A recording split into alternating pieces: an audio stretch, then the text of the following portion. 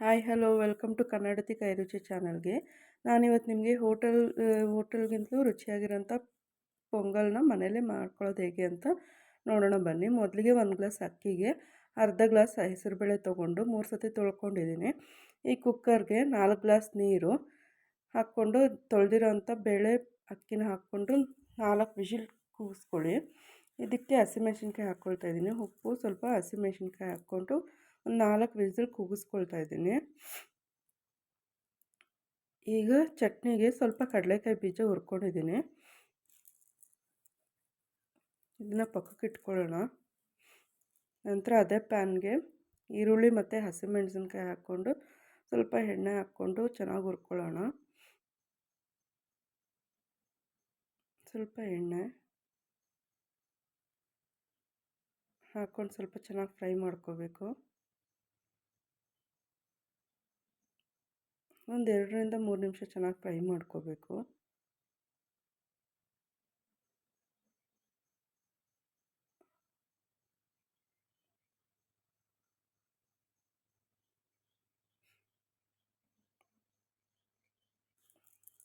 ನಾನಿಲ್ಲಿ ಪುದೀನ ಕೊತ್ತಂಬರಿ ತೊಳೆದು ಇಟ್ಕೊಂಡಿದ್ದೀನಿ. ಬಿಡಿಸಿ ಒಂದು ಕೈ ಹಿಡಿ ಪುದೀನ, ಒಂದು ಕೈ ಹಿಡಿ ಕೊತ್ತಂಬರಿ ಬಿಡಿಸಿ ಇಟ್ಕೊಂಡಿದ್ದೀನಿ.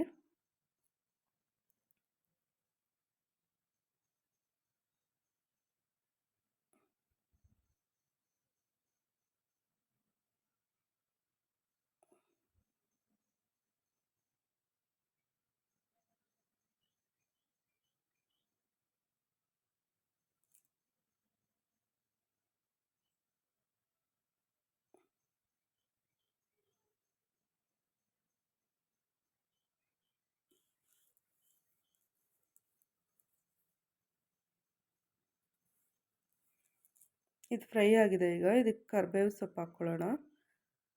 ಕರಿಬೇವು ಹಾಕ್ಕೊಂಡು ಸ್ವಲ್ಪ ಹಂಗೆ ತಿರುಗಿಸ್ಕೊಳ್ಳಿ. ಈಗ ತೊಳೆದಿಟ್ಕೊಂಡಿರೋಂಥ ಪುದೀನ ಕೊತ್ತಂಬರಿ ಹಾಕ್ಕೊಂಡು ಸ್ವಲ್ಪ ಚೆನ್ನಾಗಿ ಒಂದು 2 ನಿಮಿಷ ಫ್ರೈ ಮಾಡ್ಕೊಳ್ಳೋಣ.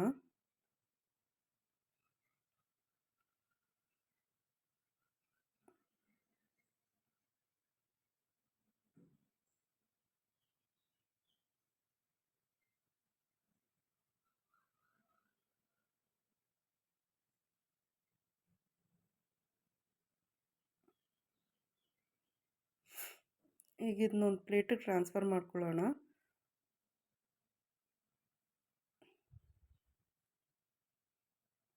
ನಾನು ಆಲ್ರೆಡಿ ಇಲ್ಲಿ ಕಾಯಿ ತುರಿ ಕಟ್ ಮಾಡಿ ಇಟ್ಕೊಂಡಿದ್ದೀನಿ. ತೆಂಗಿನಕಾಯಿ ಕಟ್ ಮಾಡಿ ಇಟ್ಕೊಂಡಿದ್ದೀನಿ ಚಟ್ನಿಗಂತ.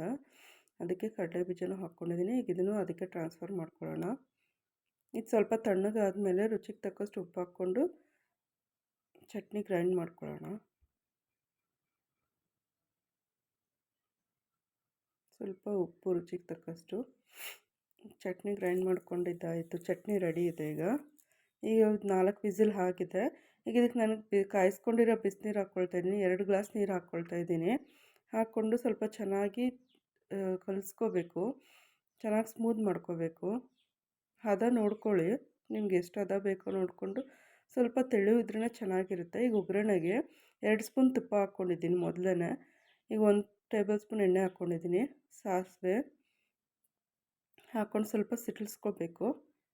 ಈ ಸಿಟ್ಲಿದ ನಂತರ ಗ್ರೇಟ್ ಮಾಡ್ಕೊಂಡಿರೋ ಜಿಂಜರ್ ಹಾಕ್ಕೊಳ್ತಾಯಿದ್ದೀನಿ. ಹಾಕ್ಕೊಂಡು ಸ್ವಲ್ಪ ಚೆನ್ನಾಗಿ ಫ್ರೈ ಮಾಡ್ಕೊಳ್ಳಿ. ಫ್ಲೇವರ್ ಚೆನ್ನಾಗಿ ಬಿಡುತ್ತೆ ನಿಮಗೆ. ಈಗ ಇದಕ್ಕೆ ದ್ರಾಕ್ಷಿ ಹಾಕ್ಕೊಳ್ತಾಯಿದ್ದೀನಿ. ಗೋಡಂಬಿನೂ ಹಾಕ್ಕೋಬೋದು. ಈಗ ಕರಿಬೇವು ಹಾಕ್ಕೊಳ್ತಾಯಿದ್ದೀನಿ.